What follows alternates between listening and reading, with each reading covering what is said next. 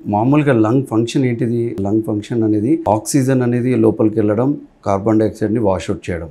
అంటే దాన్ని respiratory function, అంటే లంగ్ చేసే మేజర్ ఫంక్షన్. ఆ ఫంక్షన్ని మనకు డిఫాల్ట్ అబ్నార్మల్ అయినట్టు, అంటే ప్రాపర్ వే ఆఫ్ అంటే CO2 అనేది వాష్అవుట్ కాకుండా, ఆక్సిజన్ లెవెల్ సరైన ఆక్సిజన్ లోపలికి వెళ్లకుండా దాని ఇంపాక్ట్ అని రెస్పిరేటరీ ఫెయిల్యూర్ అంటాం. సో ఈ రెస్పిరేటరీ ఫెయిల్యూర్ అంటే మనకి ఫర్ ఎగ్జాంపుల్ మనకు ఉదాహరణ తినడానికి ఫుడ్ ప్రాపర్ ఫుడ్ తినలేదు అనుకోండి, ఏమవుతుంటుంది?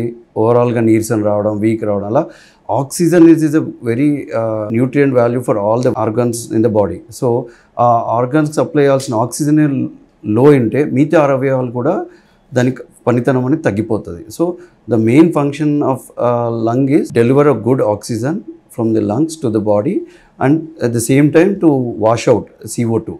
సో ఈ ఫంక్షన్ని ఇంపాక్ట్ చేసేదాన్ని, మెడికల్ డిజార్డర్ని మనం మెయిన్గా రెస్పిరేటరీ ఫెయిల్యూర్, అంటే లంగ్స్ ఫెయిల్యూర్ అయినాయి, మామూలుగా లంగ్స్ పని చేయట్లేదు, లంగ్స్ అనేది కావాల్సిన లెవెల్లో వర్క్ కాకపోతే ఇలాంటి వర్డ్స్ యూజ్ చేస్తుంటాం.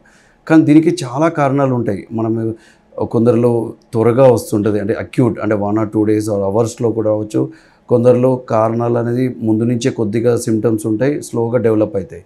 సో అక్యూట్ కండిషన్స్ వేరు ఉంటాయి, క్రానిక్ వేరు ఉంటాయి. అందుకే సో ప్రాపర్ డివిజన్ అనేది ఇంపార్టెంట్. అంటే అక్యూట్ కండిషన్స్లో అనేది ఎమర్జెన్సీగా యాక్ట్ చేయాలి, అంటే టైమ్లీ కాజ్ ఏంటి చూసుకోవాలి, టైమ్లీ ఇంటర్వెన్షన్, అంటే టైమ్లీ మేనేజ్మెంట్. అంటే సపోజ్ ఆక్సిజన్ లెవెల్ లో ఉంటుంది కాబట్టి oxygen supplementation or breathing, circulation, అంటే ABC అంటాం. అంటే వీటిని ప్రధానంగా మనం దీన్ని చూసుకుంటూ హాస్పిటల్లో ఉండి, ICU కేర్లో ఉండి, దేనివల్ల వచ్చిందని కారణాలు చూసుకుంటూ సేమ్ టైం మనం ప్రజెంట్ ఉన్న కండిషన్కి సపోర్ట్ చేయడం, అది మెయిన్.